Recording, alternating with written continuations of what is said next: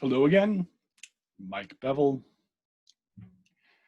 I think you know it's Footnotes by this point. If you've made it this far, well, I don't know, maybe you stumbled upon this.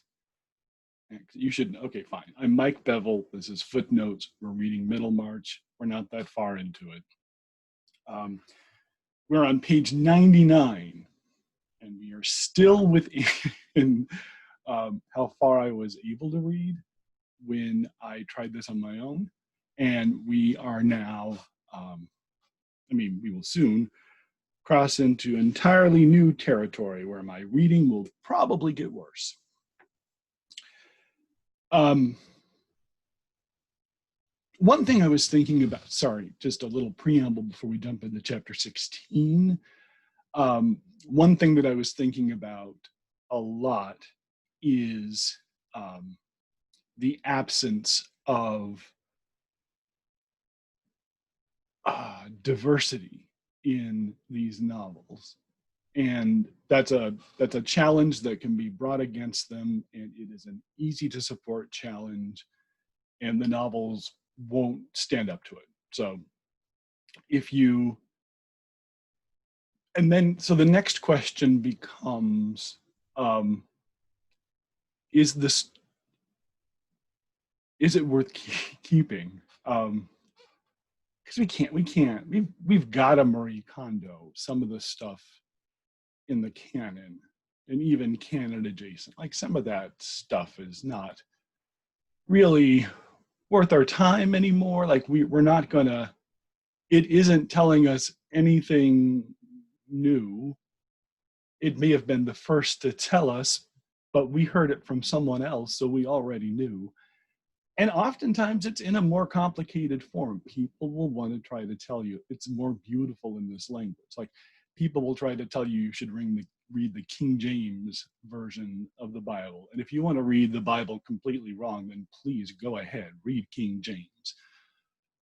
But it wasn't an accurate translation, and no one talks like that. So what you get is the sense of something old without getting the sense of what it means.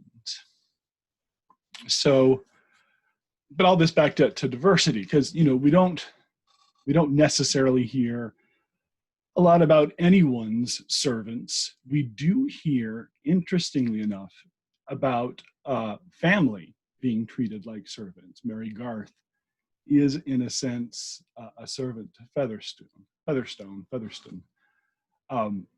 And I think that is worth thinking about. So they're not often represented, not until we get to Dickens are they sort of continually represented. And I think one of the biggest losses poor people suffered, one of the biggest artistic losses poor people suffered, because the loss of money, absolutely, all the time. But Dickens was a voice for the poor. Like they finally got to see themselves represented in fiction where they hadn't necessarily been represented in fiction. And they could hear their accents because Dickens wrote those out in a way. So they heard the way they spoke. A lot of the scenes are set in sort of dark neighborhoods where they would inhabit. So for the first time, here is poor people in art, and it's kind of revolutionary. And then afterwards, you don't see poor people just written about in their situation. You read about poor people often as a problem that needs solving. That may be true. We absolutely need to do something about poverty. In the meantime, I think that it is sort of counterintuitively or counterproductively is really the word I'm looking for, to use poor people. Let's look at a thoroughly rotten life of portum, and like that's going to make middle class and rich people care. And it's just poverty tourism. I'm not for it. Anyway, that was just a tiny mini lecture. Consider that a footnote just to books. And we're going to get started on chapter 16. Got my Norton Critical Edition, which could be more critical. This podcast. Is this a podcast? It's not a podcast. This video series is not sponsored by Norton. Yeah. And I probably need to talk about the terms and conditions of that sponsorship. Like I might need them to go through and better footnote some books, because there's some stuff in here that needs footnoting that doesn't get footnoting, and stuff that gets footnoting that doesn't get enough of a footnote. I don't know. I don't know. Maybe it was an intern project. Go through and take what you remember from college literature and go to town.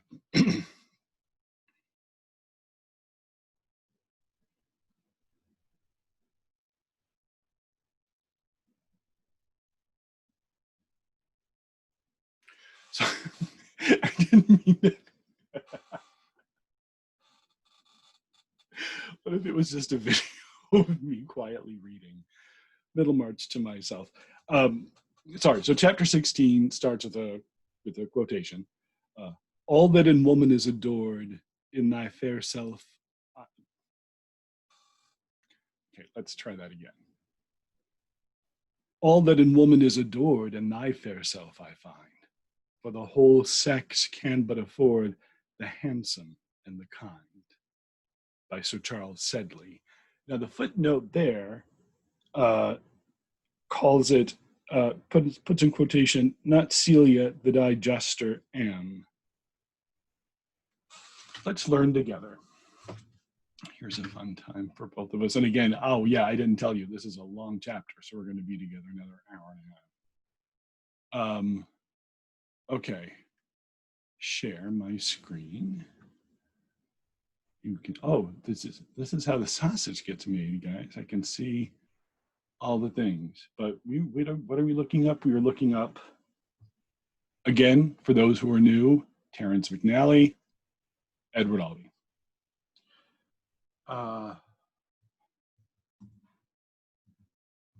Not so, not all caps, not Celia. Oh, not Celia.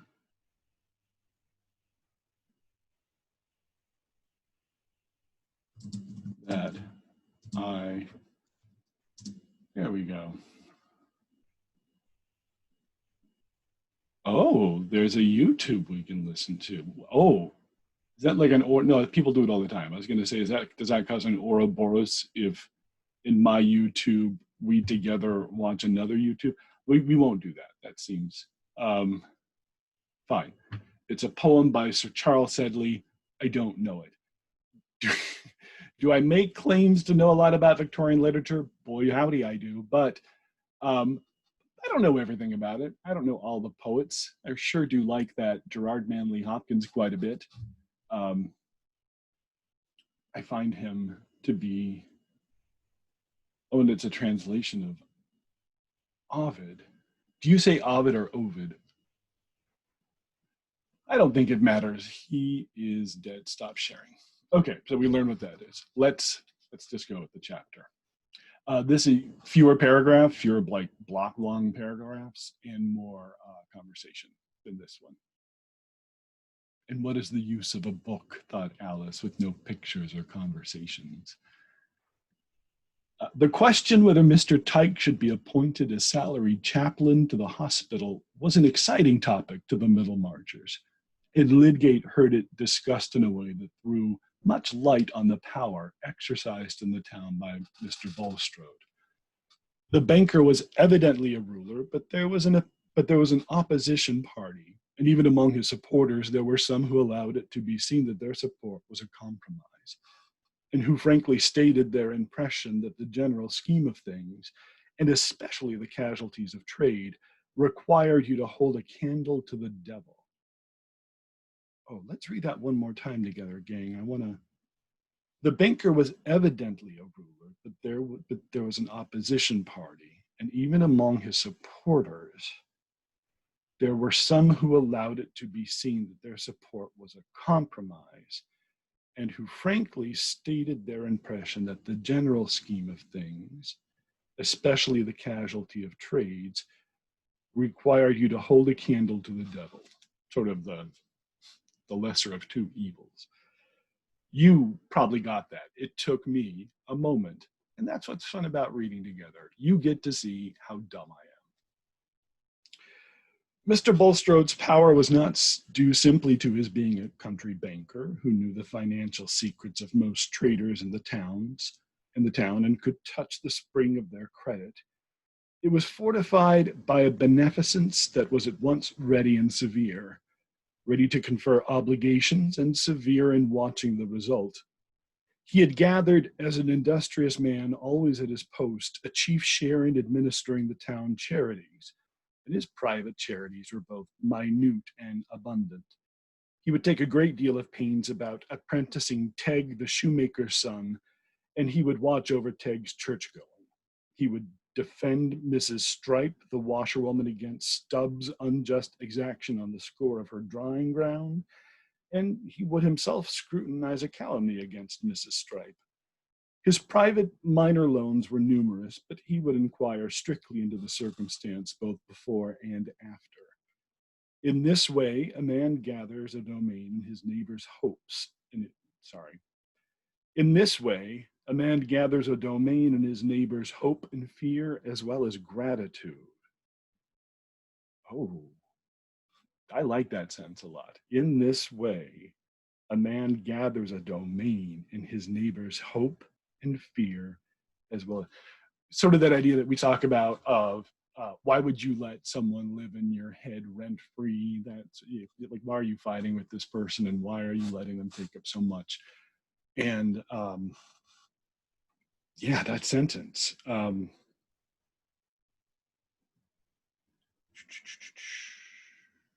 In this way, a man gathers a domain in his neighbor's hope and fear as well. So Bulstrode is a part of their hope, is a part of their fear, and a part of their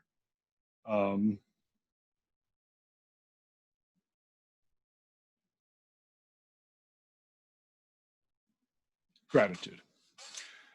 So yeah, the descriptions of Bulstrode don't make him sound like someone we would probably like. He also sounds a little bit like someone who would be having a fine time now, during this time. Not to put too fine a point on it. Okay.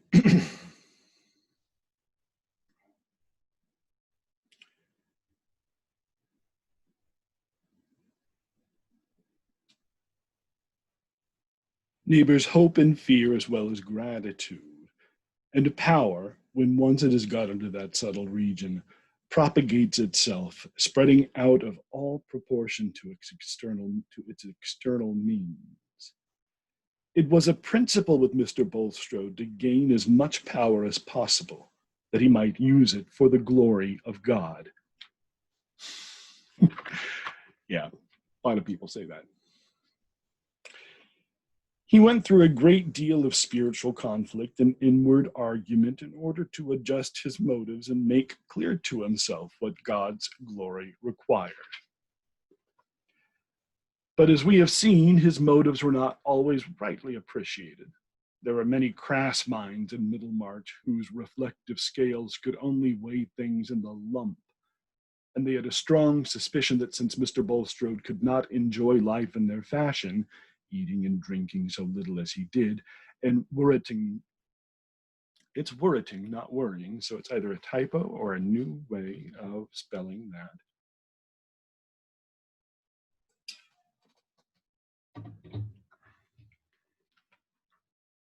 And worriting himself about everything, he must have a sort of vampire's feast in the sense of mastery. That's cool. This is more footnotey than usual.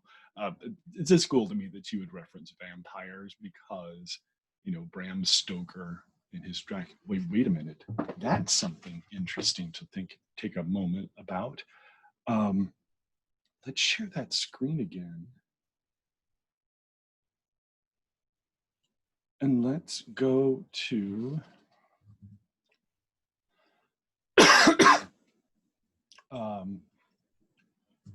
Dracula.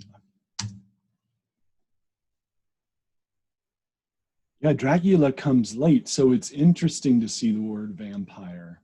I'm interested in seeing the word vampire. And granted, there were vampire novels before Dracula. There's Carmilla, and that comes out earlier. When does Carmilla come out?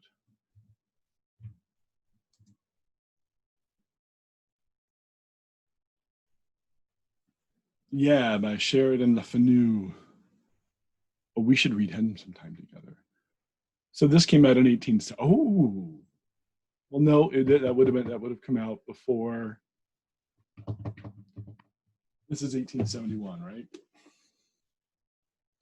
No, this is 1874, but I think it came out first in 1871, and this is the reprint, like the corrected reprint. Does this tell me? Yeah, so she was publishing this between 1871 and 1872 at the same time as Carmilla. Anyway, we're not here to talk about vampires, are we? I just got drawn off track. And reading will do that sometimes. That's kind of one of the beauties of it, is you'll hit a spot and you'll think, wait a minute. And then you should allow yourself to follow that. Here's what I will say for the internet that makes that easy is, I just had to go a few places.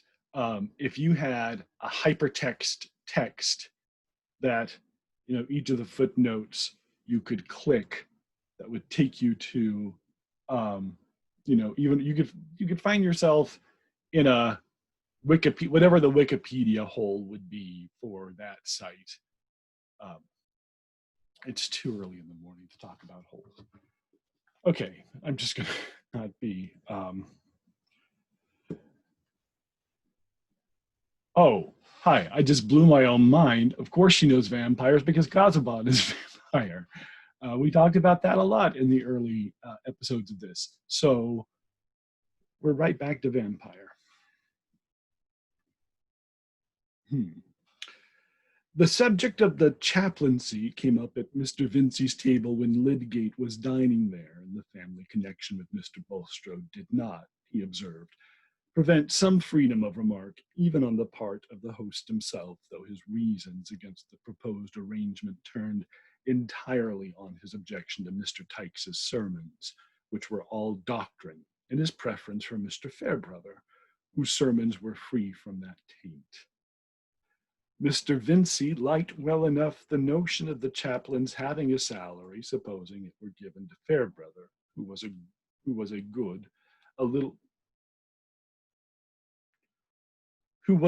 little fellow as ever breathed. Who was as good a little fellow as ever breathed. Okay, fine. Sight reading. Who was as good a little fellow as ever breathed, and the best preacher anywhere, and companionable too. What line shall you take then? said Mr. Chichley, the coroner, a great coursing comrade of Mr. Vincey's. Oh, I'm precious glad I'm not one of the directors now. I shall vote for referring the matter to the directors and the medical board together. I shall roll some of my responsibility on your shoulders, doctor, said Mr. Vincey, glancing first at Dr. Sprague, the senior physician of the town, and then at Lydgate, who sat opposite. You medical gentlemen must consult which sort of black draught you will prescribe. Which black, is it draught? I thought that was draft, black draft. D-R-A-U-G-H-T. See, that's an embarrassing thing too that I'm exposing to you. It's just, why not learn together? Why not have that experience? Why not make yourself open?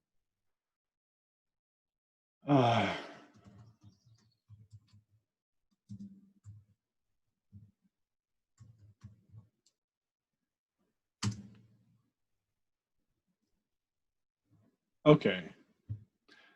It is pronounced the same way as draft, or with the vowel somewhere between A and A, draft. Oh.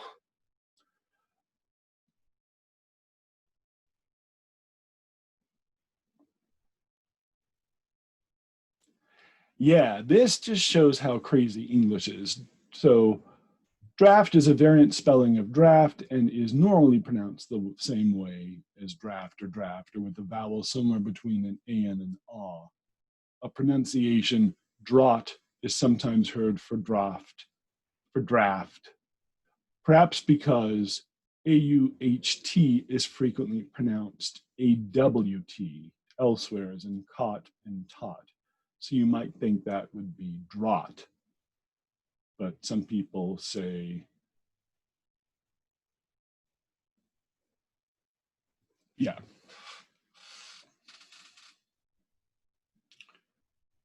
Yeah, again, I'm not gonna, like, I'm tempted to click this because I want to hear it, but I think it's also weird to make you watch a video of a video. So I won't do it. We'll call it draft. Oh, I'm precious glad I'm not one of the directors now. I shall vote for referring the matter to the directors and the medical board together.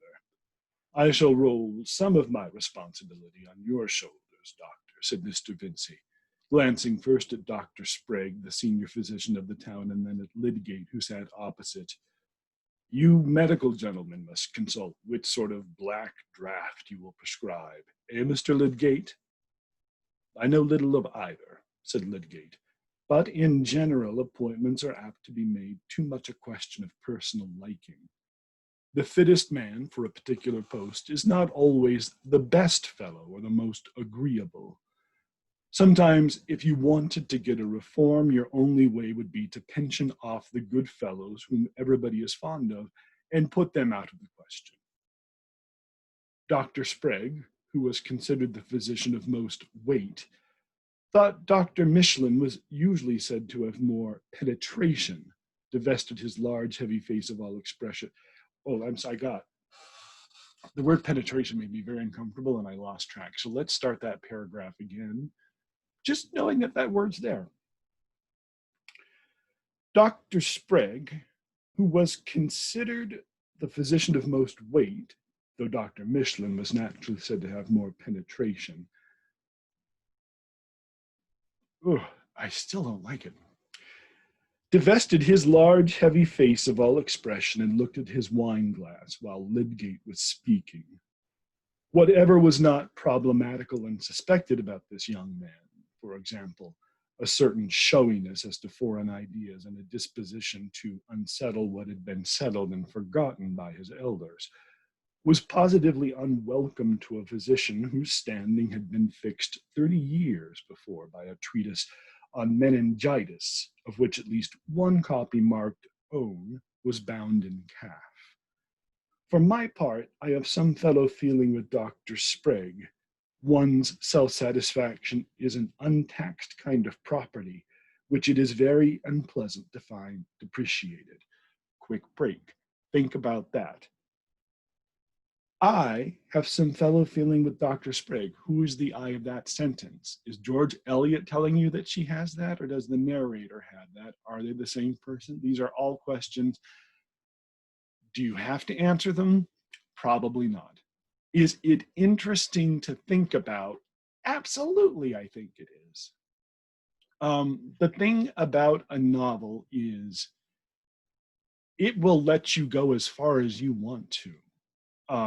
Like you can read the pages, but you're also allowed to know that this is happening not on a Lars von Trier set, remember, or Our Town, where it's just here's a chair and there's a chair and there's a trellis. I saw a weird production of that with puppets. It was not everything needs puppets. I'll just say it right now. And Our Town definitely did not need puppets. It didn't add anything to it. But anyway, don't think of a novel as Our Town with just like two sets. It's It's a world that you can walk about in. You know, pause the reading for a second and think about the landscape and think about these questions. Who's telling you this story? Why are they telling you this story? The other thing that I would say is any piece of writing is a political piece of writing. Any piece of writing is a political piece of writing. Someone is trying to explain to you their view of the world or how they're seeing the world. And that comes through a lens. And unfortunately, it comes through a lens because we're a society that is both capitalistic and political. And boy, is that a terrible combination. Like olive joy, which is an image I saw of an almond joy with the almonds replaced with green olives stuffed with pimento. I would try one, absolutely, but I think it's going to be disgusting. I just wanted to bring, I just wanted to highlight the fact that there's an I there for the narrator. And it could be George Eliot, or it could not be George Eliot. You could make up your own narrator. Someone else lives in Middlemarch. Maybe Celia's telling us the whole story. She's gone for large parts of it. She comes off better than Dorothy, and she turns out to be right a lot, so.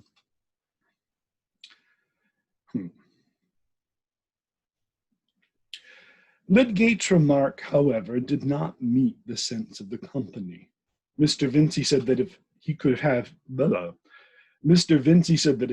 his way, he would not put disagreeable fellows anywhere. Hang your reform, said Mr. Chichley.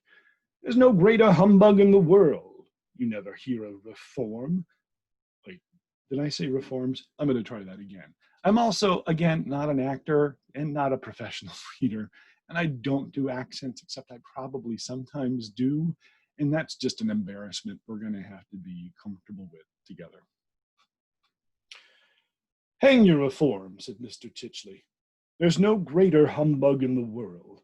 You never hear of a reform, but it means some trick to put in new men. I hope you are not one of the Lancet's men, Mr. Lydgate, wanting to take the coronership out of the hands of the legal profession. Your words appear to point that way.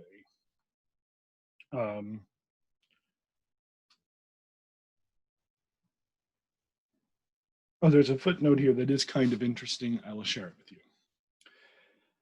The Lancet was a medical journal founded by Thomas Wakeley in London in 1823. George Eliot read the Lancet extensively in preparing to write Middlemarch. In her query for Middlemarch, she notes that the Lancet's position was that the coroner was a medical office only to be adequately occupied by a medical judge. So that's a very different way of looking at setting up a hospital administration. Anyway,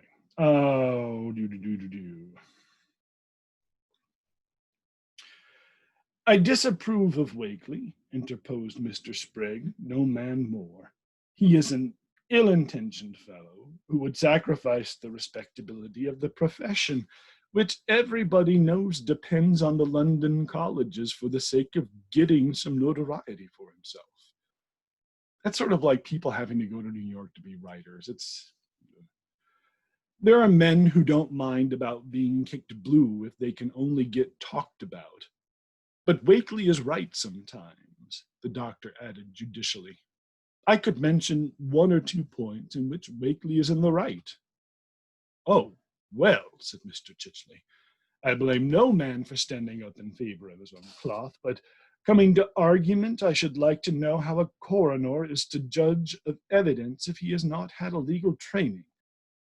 In my opinion, said Lydgate, legal training only makes a man more incompetent in questions that require knowledge of another kind. People talk about evidence as if it could really be weighed in scales by a blind justice. No man can judge what is good evidence on any particular subject unless he knows that subject well. A lawyer is no better than an old woman at a post-mortem examination. How is he to know the action of a poison? He might as well say that Scanning verse will teach you to scan the potato crops. It's an interesting argument that Lydgate makes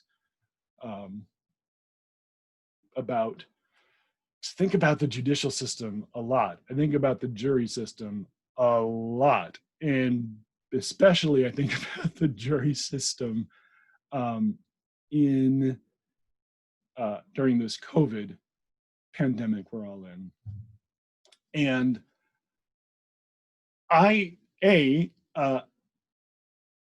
if I get picked to be on a jury, I promise you that jury are mostly maybe not my peers. Like, the odds are pretty likely.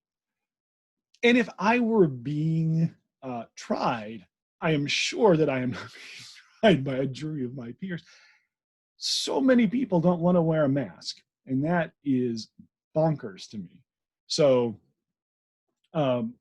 yeah, and they get to decide some pretty big decisions. I think the pandemic has proved we are not trustworthy with capital punishment. We just aren't. We have exhibited zero ability to be reasonable. And if you are going to kill someone on the state's behalf, that has to be 100% reasonable. And it can't be 100% reasonable, so we shouldn't be doing it. Oh, that speech of Lydgate's, though, is interesting. You are aware, I suppose, that it is not the coroner's business to conduct the post-mortem, but only to take the evidence of the medical witness, said Mr. Chichley with some scorn. Who is often almost as ignorant as the coroner himself, said Lydgate. Questions of medical jurisprudence ought not to be left to the chance of decent knowledge in a medical witness, and the coroner ought not to be a man who will believe in that strychnine will destroy the coats of the stomach if an ignorant practitioner happens to tell him so. Lydgate had really lost sight of the fact that Mr. Chichley was His Majesty's coroner, and ended innocently with the question, "Don't you agree with me, Dr. Sprague?"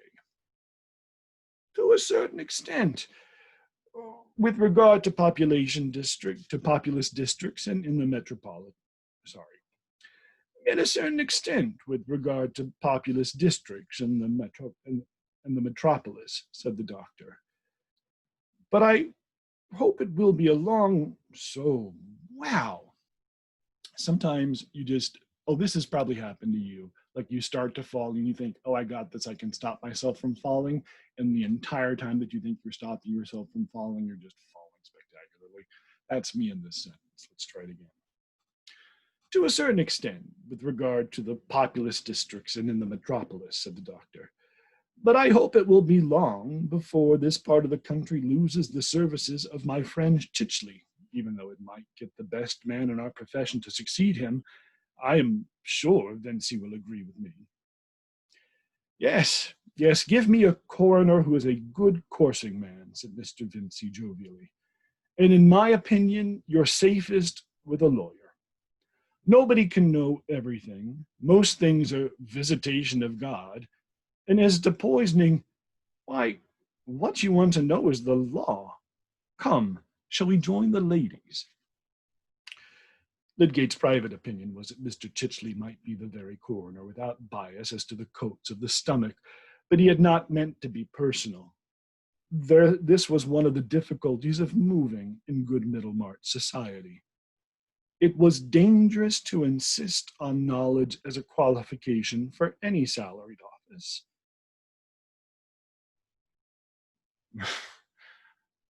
Hello, present.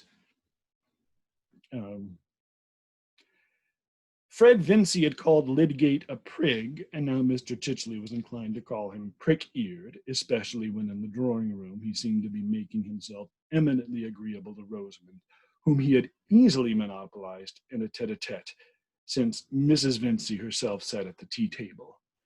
She resigned no domestic function to her daughter, and the matron's blooming good-natured face, with the two volatile pink strings floating from her fine throat, and her cheery manners to husband and children, was certainly among the great attractions of the Vincey house. Attractions which made it all the easier to fall in love with the daughter. The tinge of unpretentious, inoffensive vulgarity in Mrs. Vincey gave more effect to Rosamond's refinement, which was beyond what Lydgate had expected. Let's have a talk real quick. The Victorian household. So I'm not going to talk about the household itself, like here's where the dining room would be and all that stuff. But what I want to talk about is the anthropological makeup, if you will, of what that would be. As I've said a billion times, we get this 1832 Reform Act, which really changes it changes the scales for landowners who were not part of the gentry or not part of the aristocracy, because they finally have a say in what happens in government. And I am giving you a super oversimplification. It wasn't as simple as 1832 Reform Act, everything changes. Like, there's a buildup, but we do know that the 1832 Reform Act leads to sort of the blossoming of the Victorian middle class. And that's mostly who we readers today read about, is that Victorian middle class. It's very rare to find novels in the Victorian era that are about the aristocracy, mostly because they weren't interested in them. They were interested in themselves. And they were also interested in being very didactic. They wanted to teach people how to be better. So you come from the 18th century with its terrible Georges and all this infighting toward the end, where Victoria eventually becomes next in line for the crown because of a bunch of, oh, that's a whole conversation we could have. I wouldn't even need to read a page from Middlemarch to do that. We're not going to have that whole conversation. But so here's what is interesting to me is we have now a woman on the throne, which it had been a minute since a woman had been on the throne. We'd primarily had men, and we had primarily had men who were profligate and not always faithful to their wives. And actually, I think it's George II who brings his mistress to his. I'm going to stop that anecdote because I don't think I've got it right at all. There's a really good book called The Royal Experiment about the marriage of George III with his German wife. And George III we know from, don't you dare say Hamilton. We know him from the Revolutionary War, where we split from Britain. After stealing an entire continent, like almost the whole thing, like a significant chunk. We just said, we'll take this. This'll do. This'll be fine. Back to the Victorian household. You had a good household if you had a wife, if you had children, and they were all well-dressed and well made up. And if you had a pretty wife or an entertaining wife, that made your household better. The woman's job was to, in a sense from this poem by Coventry Patmore, the angel in the house. A lot of the ideas that the Victorians had about what good wifehood looks like comes from that poem. It's very influential. It is as influential, I would say, as all of those sitcoms and, well, not sitcoms, all of those TV shows after World War II, where they had to show women being very comfortable back in the kitchen again. Like, this is, finally, I get to wear pearls. And we see, these wives being adored by their families while having no agency of their own. And it was to encourage women to leave the workforce, which they had been very glad to fill in while the boys went overseas, to do something. I mean, we get a lot of credit for the Hitler thing, and I think maybe we should get some of that. But it took us a while to get in there, and I don't know that we talk enough. We're ready to talk about how heroic we were. We aren't so ready to talk about why we waited as long as we did. So.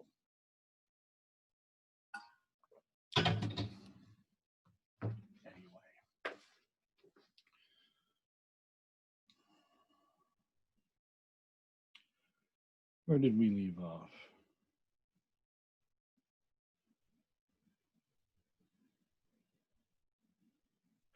Certainly, small feet and perfectly turned shoulders aid the impression of refined manners. And the right thing said seems quite astonishingly right when it is accompanied with exquisite curves of lip and eyelid. And Rosamond could say the right thing, she was clever with that sort of cleverness which catches every tone except the humorous.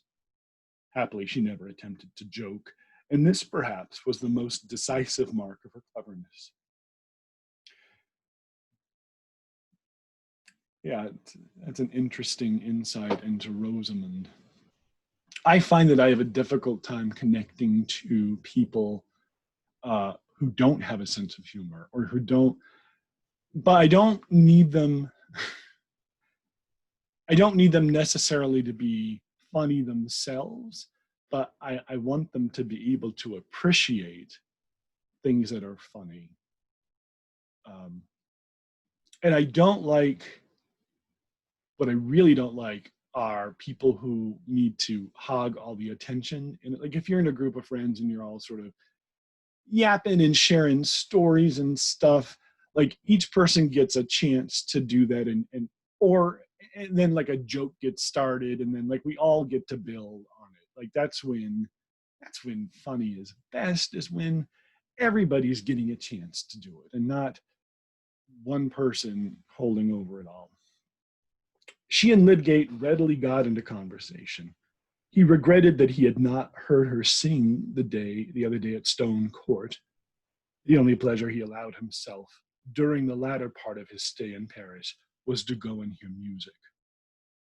You have studied music, probably, said Rosamond. No, I know the notes of many birds, and I know many melodies by ear, but the music that I don't know at all and have no notion about delights me, affects me. How stupid the world is that it does not make more use of such a pleasure within its reach.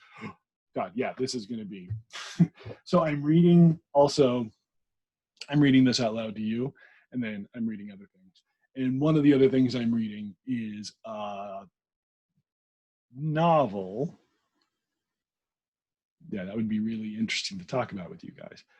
We're going to call it a novel for right now, called The Private Papers of Henry Rycroft.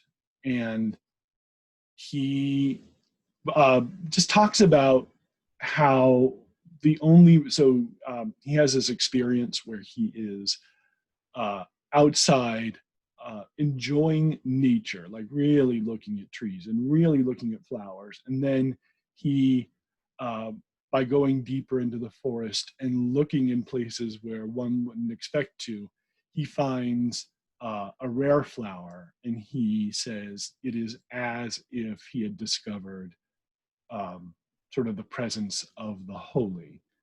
And I think that's sort of a cool, I don't think he meant it this way, but it's a really cool Gnostic idea that you have to go, that knowledge is not just laying on the ground. One has to work it out. So anyway,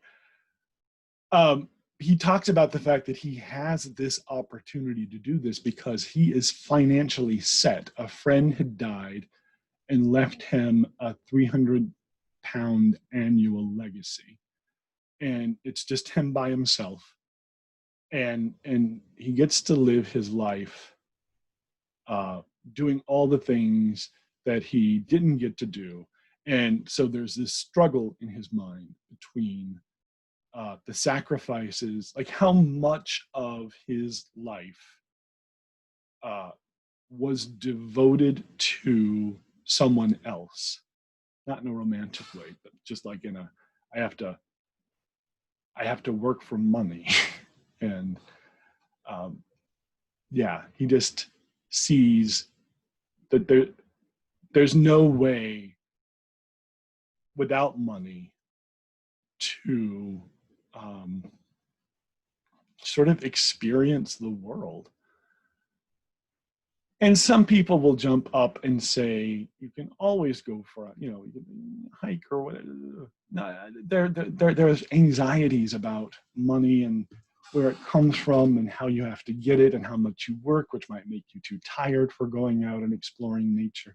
Like the fact that we have to show our value to live in a city and be safe and have food, that's, I don't know.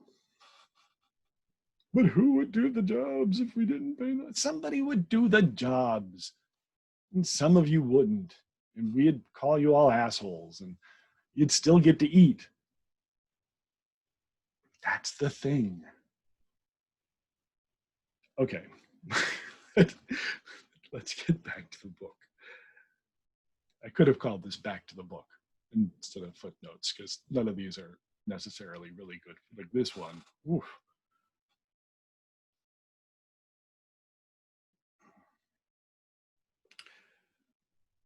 No, I know the notes of many birds and I know many melodies by ear, but the music that I don't know at all and have no notion about delights me, affects me. How stupid the world is that it does not make more use of such a pleasure within its reach. Orchestras, if you would stop charging hundreds of dollars for tickets, more people might come to listen to your music. Playhouses, maybe you don't need to charge $80 for a seat, an uncomfortable seat for live theater. That's on you. Why are you making it so expensive? You're making it so expensive because you made a big fancy building and you want to do all these special effects because you want to make plays even more like movies than before. Oh, I get so... Yeah. We'll talk about saving the arts another time. Yeah. Saving capitalism is what we're saving so that you can continue to... I'm going to get back to the book. I promise. I'm just feeling fractious on a Sunday.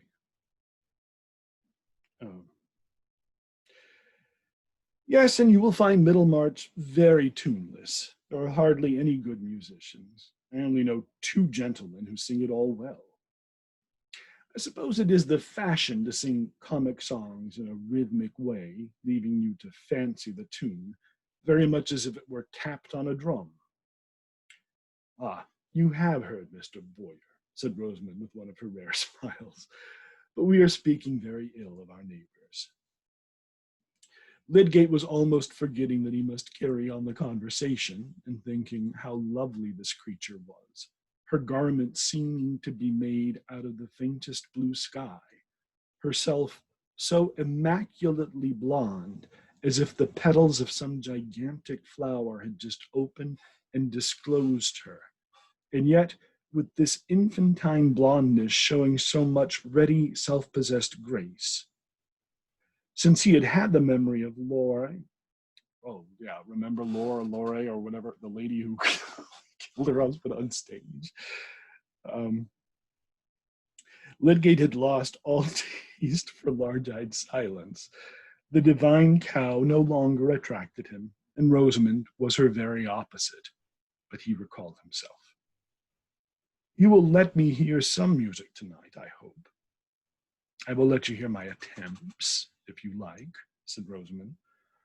Papa is sure to insist on my singing, but I shall tremble before you, who have heard the best singers in Paris. I have heard very little. I have only once been to London. But our organist at St. Peter's is a good musician, and I go on studying with him.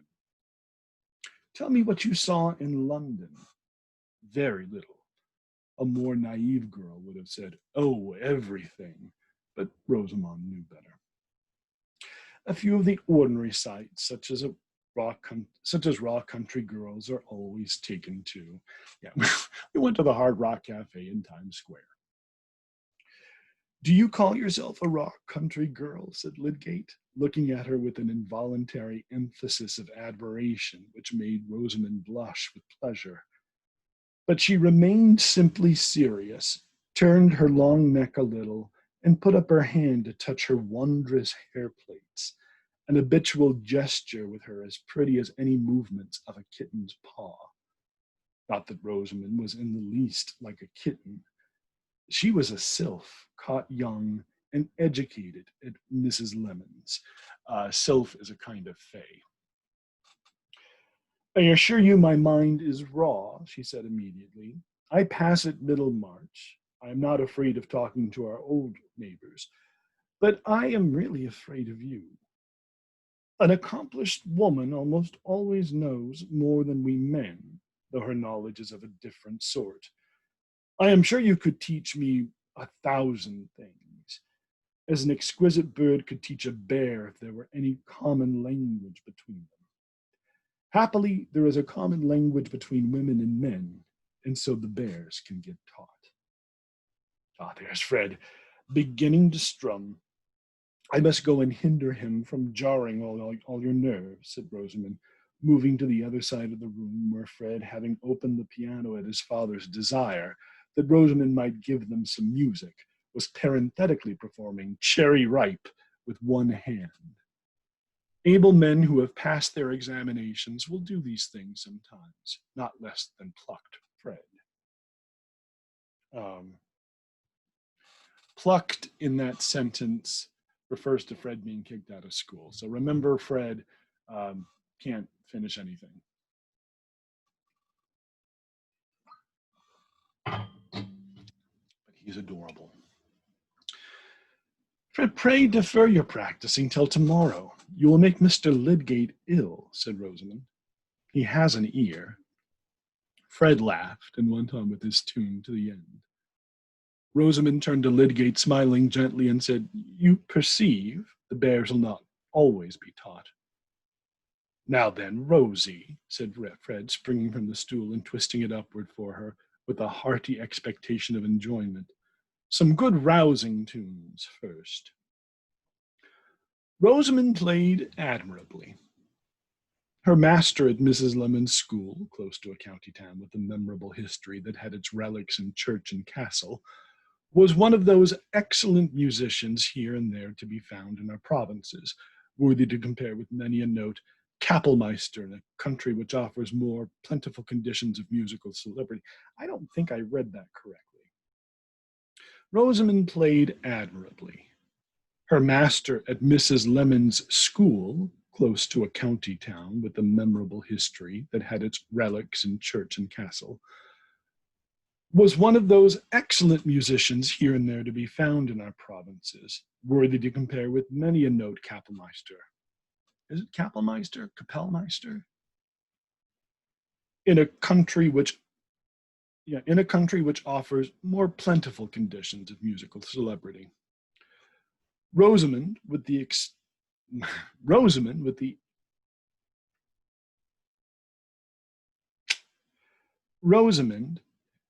the executant's instinct, had seized his manner of playing and gave forth his large rendering of noble music with the precision of an echo.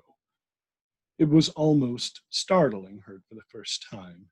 A hidden soul seemed to be flowing forth from Rosamond's fingers, and so indeed it was, since souls live on in perpetual echoes, and to all fine expressions there goes somewhere an originating activity, if it be only that of an interpreter.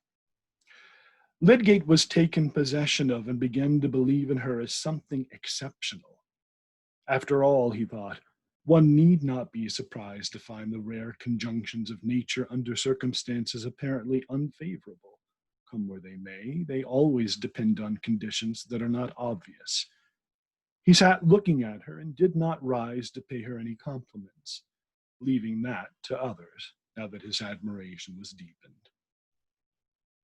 Her singing was less remarkable, but also well trained and sweet to hear as a chime perfectly in tune. It is true she sang "Meet Me by Moonlight" and "I've Been Roaming," for mortals must share the fashions of their time, and none but the ancients can be always classical.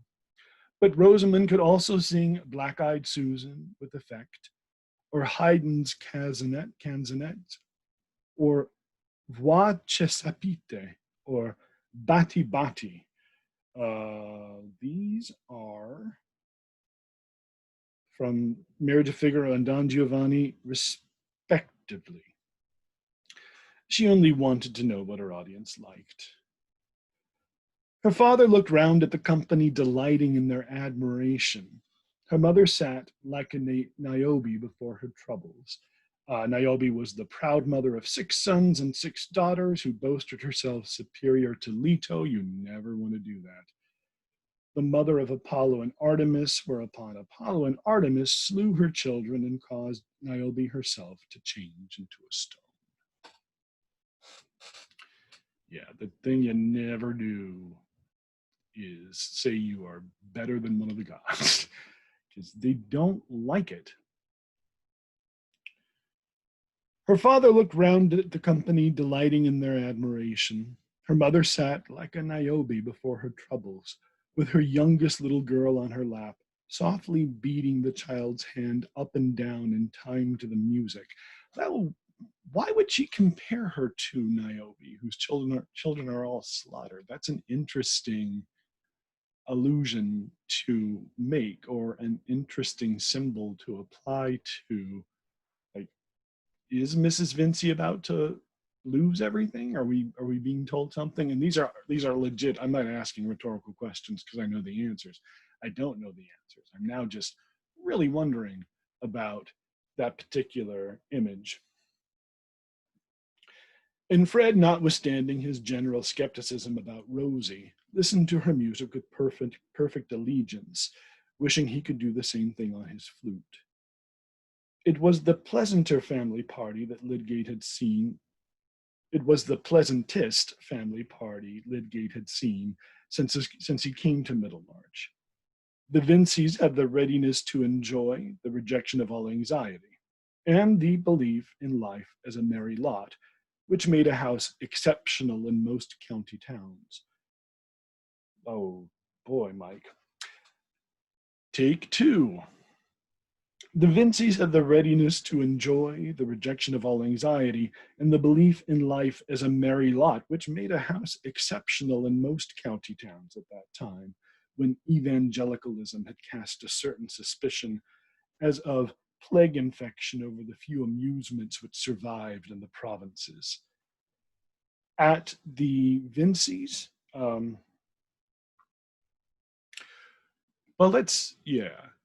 that's probably worth mentioning a little bit. So, Evangelicals.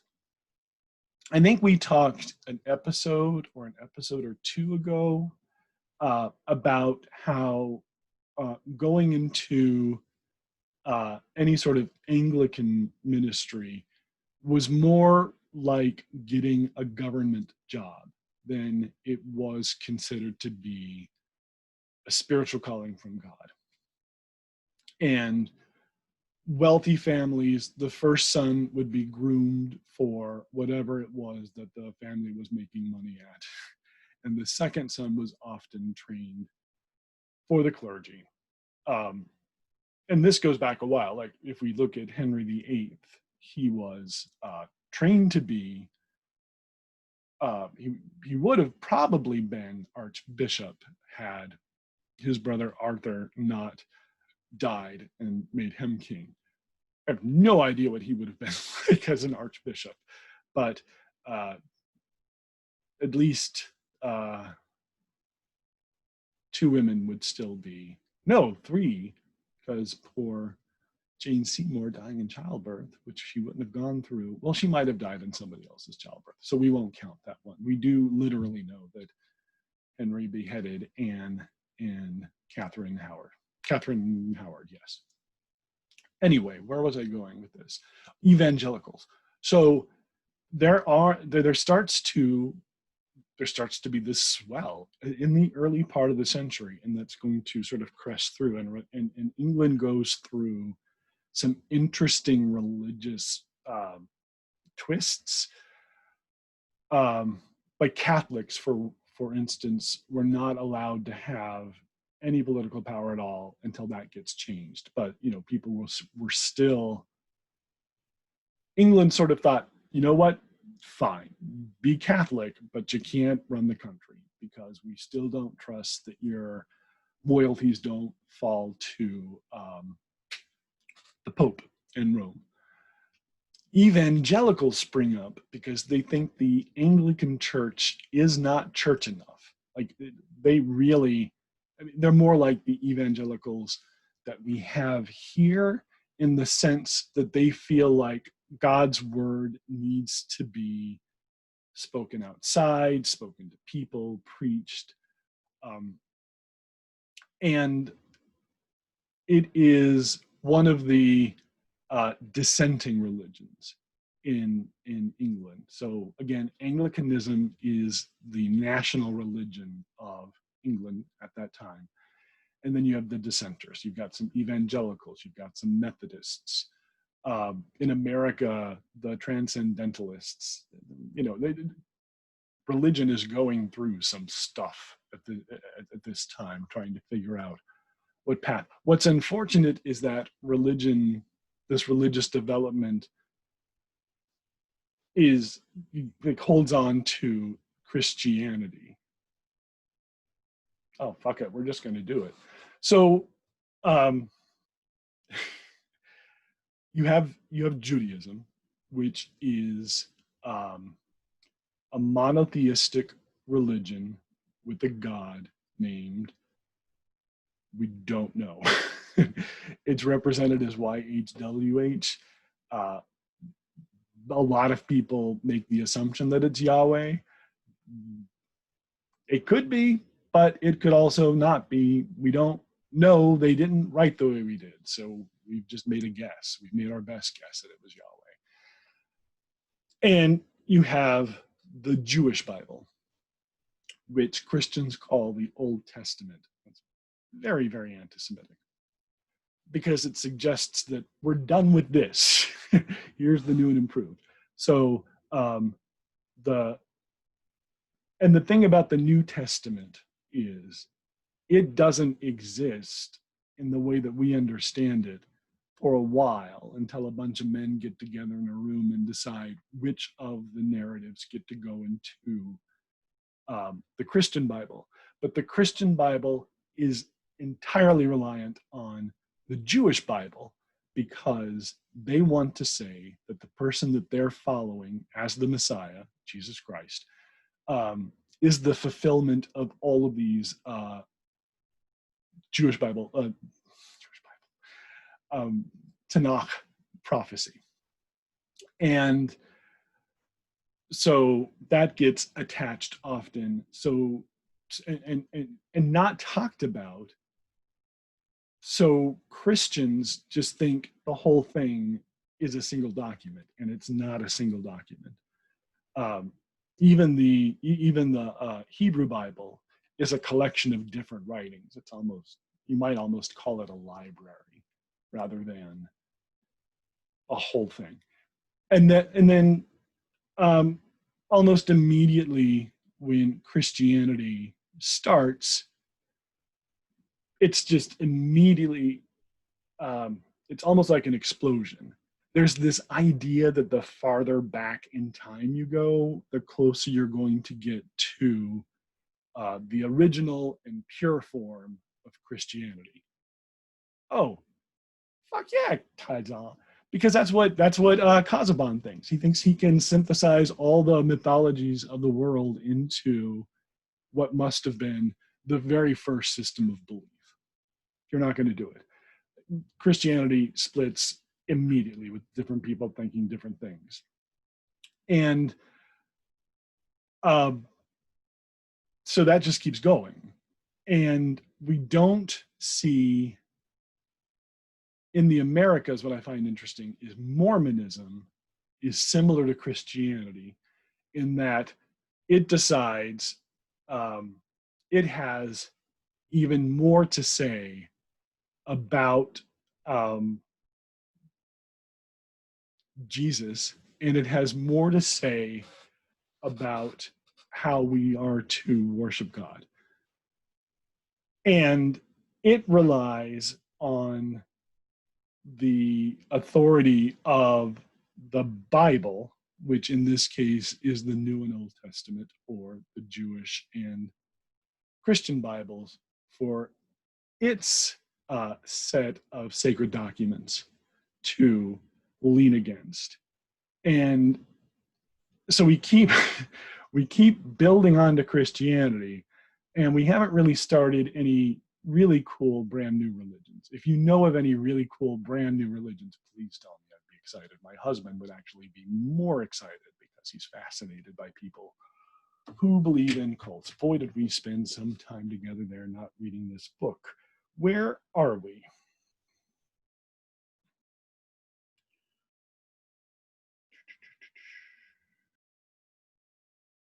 We just read something about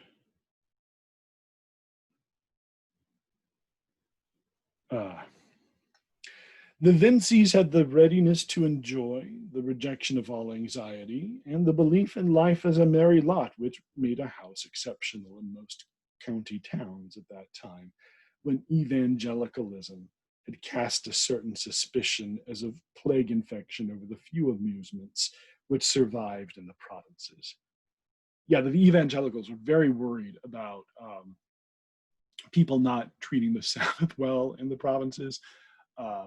And a lot of English folk tradition stayed alive in the provinces, and the evangelicals wanted to put a stop to that because they were, in a sense, worshiping older gods that would have been known to the English and not at all related to God or Christ.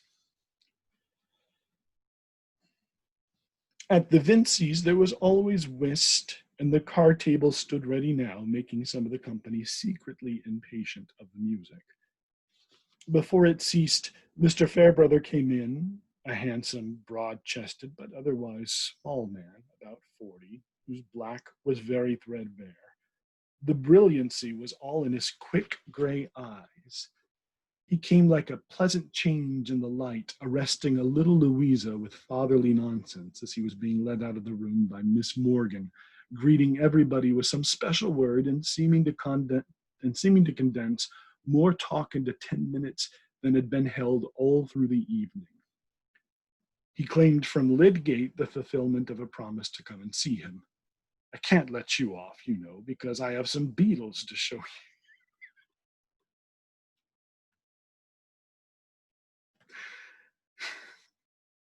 Come to the house, come see the Beatles. We collectors feel an interest in every new man till he has seen all we have to show him. Oh, yeah, that is. Oh, that's kind of profound. It's sort of how people use other people. You maybe know people like this, people who love meeting new people because it's a chance to tell all their favorite stories again for the first time to a new person because they really like the reaction that they get. Okay. But soon he swerved to the whist table, rubbing his hands and saying, "Come now, let us be serious. Mr. Lydgate, not play. Oh, you are too young and light for this kind of thing."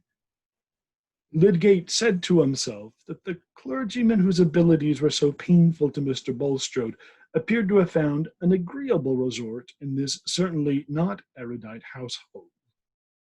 He could half understand it, the good humor, the good looks of elder and younger, and the provision for passing the time without any labor of intelligence might make the house beguiling to people who had no particular use for their odd hours. Everything looked blooming and joyous except Miss Morgan, who was brown, dull, and resigned, and altogether, as Mrs. Vincey often said, just the sort of person for a governess. Lydgate didn't. She's got a nice personality of the 19th century. Lydgate did not mean to pay many such visits himself. They were a wretched waste of the evenings, and now, when he had talked a little more to Rosamond, he meant to excuse himself and go. "You will not like us at Middlemarch, I feel sure," she said, when the whist players were settled. "We are very stupid, and you have been used to something quite different." "I suppose all country towns are pretty much alike," said Lydgate. "But I have noticed that one always believes one's own town to be more stupid than any other. I have made up my town, Klamath Falls, stupidest of all. To be more stupid than any other. I have made up my mind to take Middlemarch as it comes, and shall be much obliged if the town will take me in the same way. I have certainly found some charms in it which are much greater than I had expected." "You mean the rides towards Tipton and Lowick? Everyone is pleased with those," said Rosamond with simplicity. "No, I mean something much nearer to me." Rosamond rose, and reaching her netting, said, Rosamond rose and reached her netting, and then said, "Do you care about dancing at all? I'm not quite sure whether clever men ever dance." "I would dance with you, if you would allow me to." "Oh," said Rosamond with a slight deprecatory laugh, "I was only going to say that we sometimes have dancing, and I wanted to know whether you would feel insulted if you were asked to come." "Not on the condition I mentioned." After this chat, Lydgate thought that he was going, but on moving towards the whist table, he got interested in watching Mr. Fairbrother's play, which was masterly, and also his face, which was a striking mixture of the shrewd and the masterly, the shrewd and the mild. At 10 o'clock, supper was brought in, which such were the customs of Middlemarch, and there was punch drinking, but Mr. Fairbrother had only a glass of water. He was winning, but there seemed to be no reason why the renewal of rubbers should end, and Lydgate at last took his leave. But as it was not 11 o'clock, he chose to walk in the brisk air toward the tower of St. Botolph's. St. Botolph's.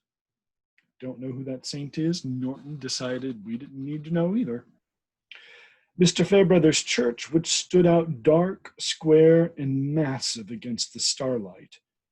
It was the oldest church in Middlemarch. The living, however, was but a vicarage worth barely 400 a year. Lydgate had heard that, and he wondered now whether Mr. Fairbrother cared about the money he won at cards, thinking, "He seems a very pleasant fellow, but Bulstrode, he seems a very pleasant fellow, but Bulstrode may have..."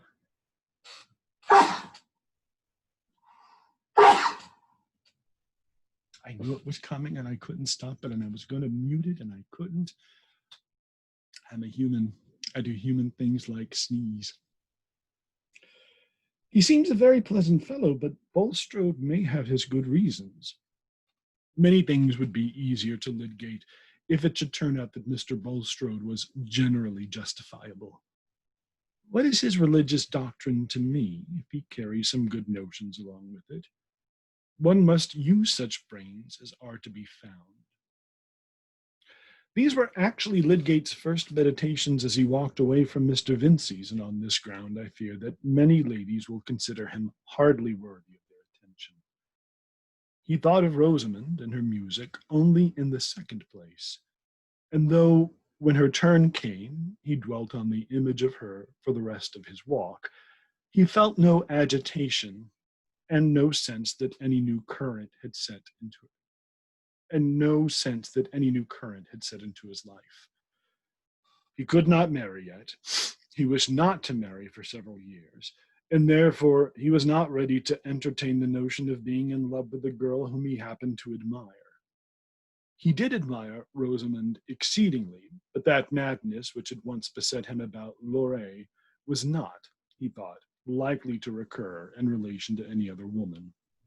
Certainly, if falling in love had been at all in question, it would have been quite safe with a creature like this Miss Vincy, who had just the kind of intelligence one should desire in a woman, polished, refined, docile, lending itself to finish in all the delicacies of life, and enshrined in a body which expressed this with a force of demonstration that excluded the need for other evidence. Lydgate felt sure that if ever he married, his wife would have that feminine radiance, that distinctive womanhood which must be classed with flowers and music, that sort of beauty which, by its very nature, was virtuous, being molded only for pure and delicate joys. So we're going to stop here for a second just to talk about what did I want to talk about? So maybe a thing we can ask ourselves as we think about this chapter and we think about this book and we think about George Eliot as a writer is she aware of the incredible misogyny and sexism that's involved in the way men categorize women? So I guess what I'm asking is, when she writes that, because that's just, you would just dump the motherfucker already, as Dan Savage would say. Is George Eliot merely capturing what she knows of the way men think, or is she commenting on it in any way? And part of that is we need to stick with the book to see where she takes Fred. But right now, what we know about Fred is not super great. I don't care much for that, that sort of just docile domesticity that men seem to feel like they are promised just by being men. Many men have been praised as vividly imaginative on the strength of their profuseness and indifferent drawing or cheap narration. Reports of very poor talk going on in distant orbs, or portals of Lucifer, or portraits of Lucifer coming down on his bad errands as a large, ugly man with bat wings and spurts of phosphorescence, or exaggerations of wantonness that seem to reflect life in a diseased dream. But these kinds of inspiration Lydgate regarded as rather vulgar and vinous compared with the imagination that reveals subtle actions inaccessible by any sort of lens, but tracked in that outer darkness through long pathways of necessary sequence by the inward light, which is the last refinement of energy, capable of bathing even the ethereal atoms in its ideally illuminated space. He, for his part, had tossed away all cheap inventions where ignorance finds itself able and at ease.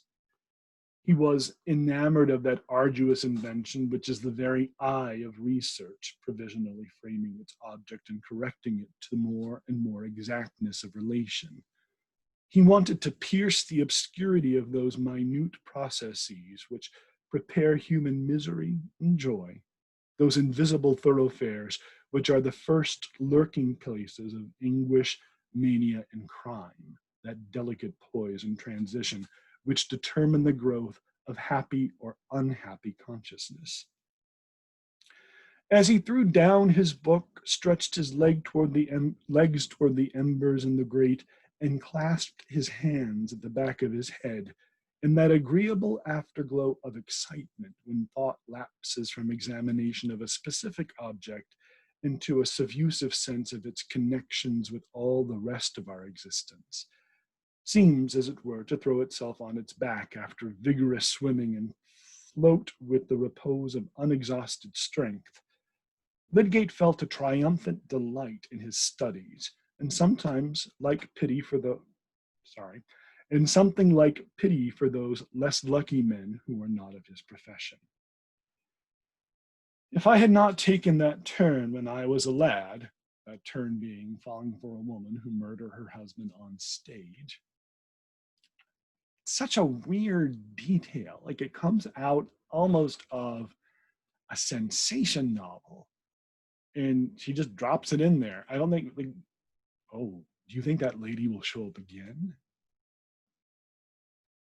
I don't know. If she shows up again, we're going to talk about Thomas Hardy. That's a promise. If I had not taken that turn when I was a lad, he thought, I might have got into some stupid draft horse work or other and lived always in blinkers. I should never have been happy in any profession that did not call forth the highest intellectual strain and yet keep me in good, warm contact with my neighbors. There is nothing like the medical profession for that. One can have the exclusive scientific life that touches the distance and befriend the old fogies in the parish too. It is rather harder for a clergyman. Fairbrother seems to be an anomaly.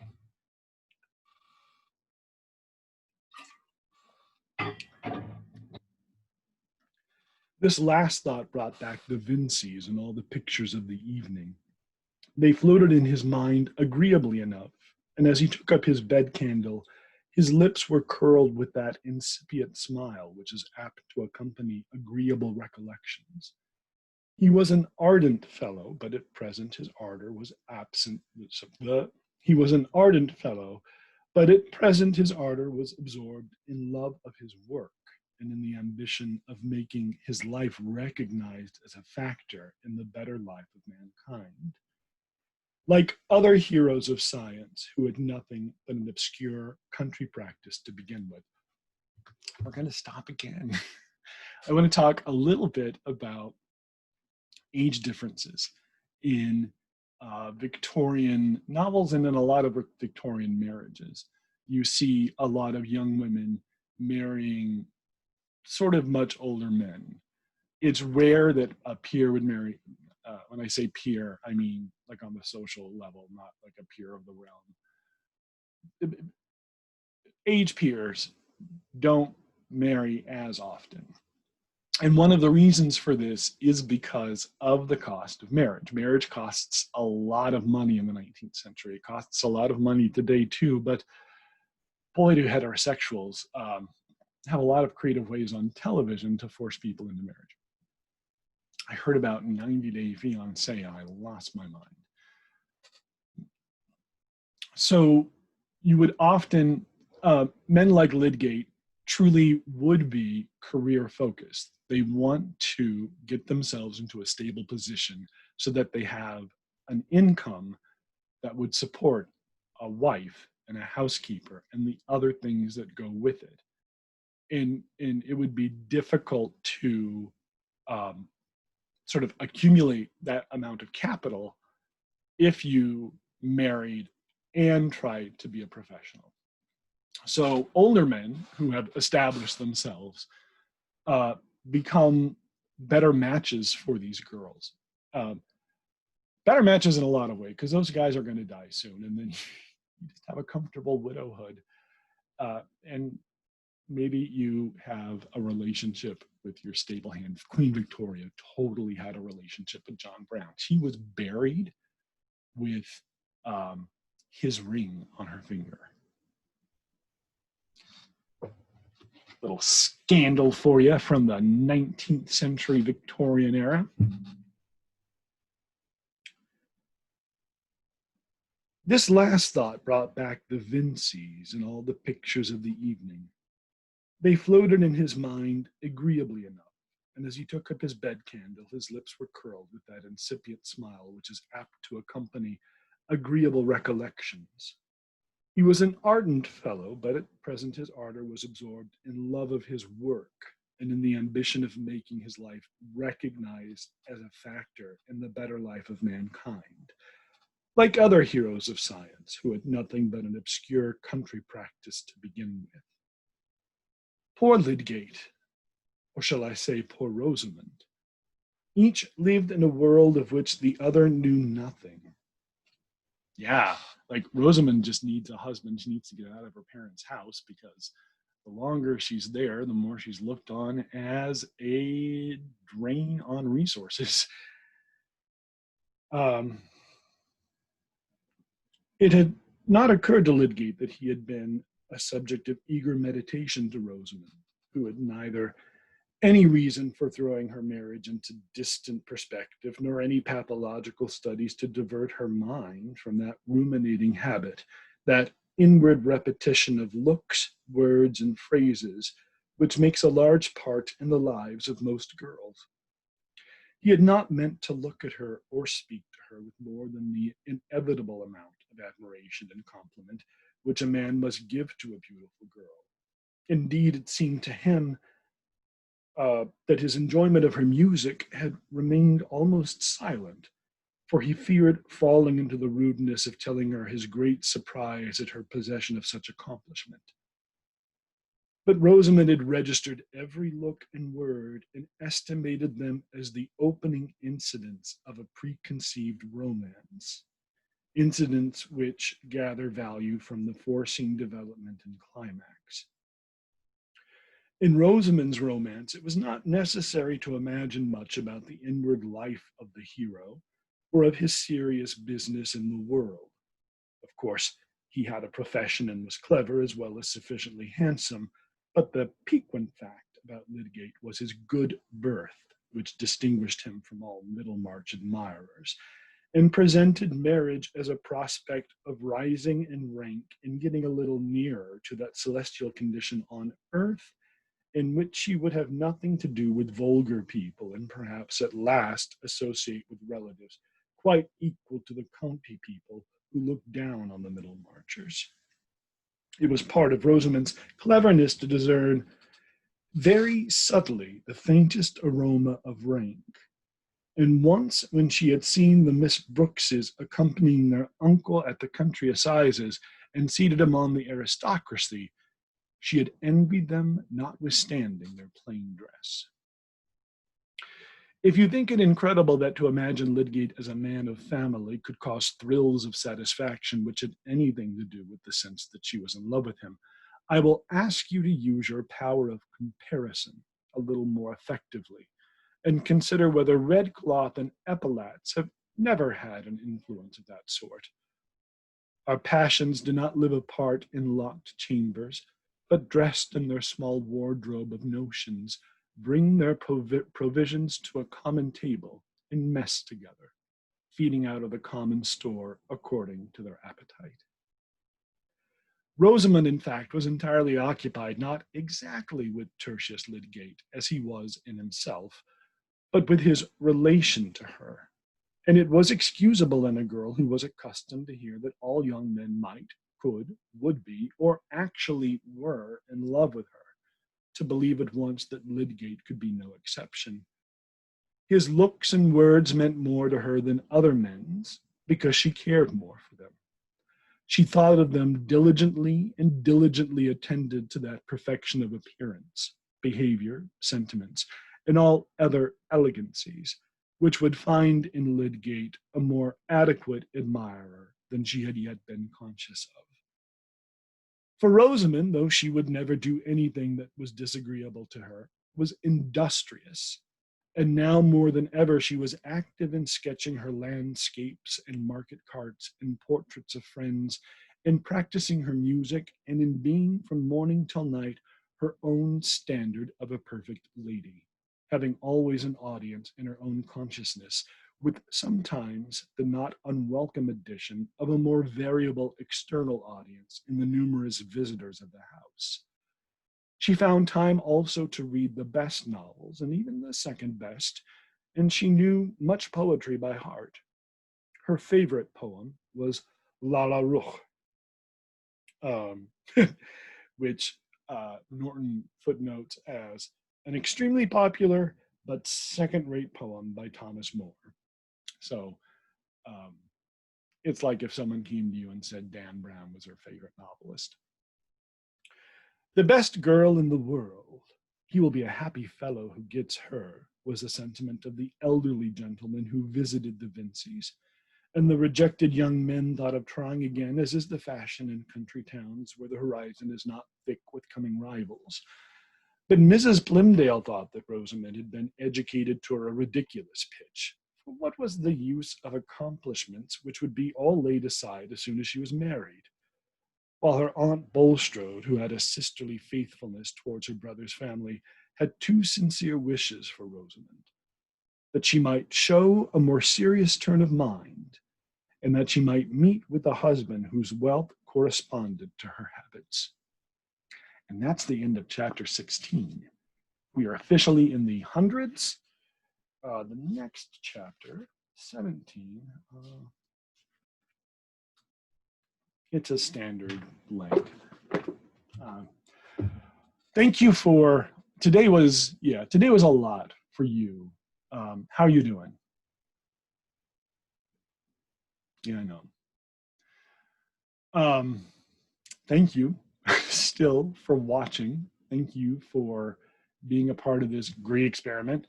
And thank you also just for being alive in the world, because we need all of you who wear masks. We need all of you who wear masks. But we do need some people who don't wear masks. Don't we? Like, we need, it's a tough one. Like not maskers who either never get it but are exposed to it, we would want to keep in the gene pool. Hi, welcome to Eugenics with Mike Bevel. Let's stop now. I'm not going to do any more with the eugenics stuff. This was Footnotes. I'm Mike Bevel. We're reading Middlemarch. Next time, chapter 17.